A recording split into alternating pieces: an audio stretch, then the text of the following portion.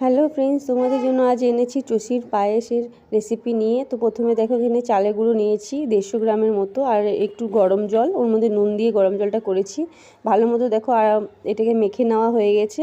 এবার আমি চষিগুলো কেটে নিচ্ছি।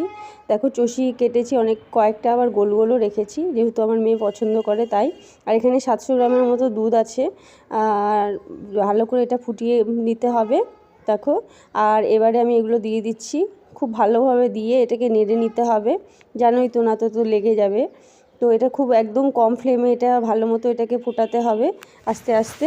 অনেকক্ষণ ফোটানোর পরে দেখো এখন আমি চেক করে নিচ্ছি সেদ্ধ হয়েছে কিনা। দেখো সেদ্ধ হয়ে গেছে। এবারে আমি যে খেজুর গুড় ছিল বা নলের গুড় সেটাই আমি দিয়ে দিচ্ছি আর ছেঁকে নিচ্ছি, যদি নোংরা থাকে তাহলে ওটা বেরোয় যাবে।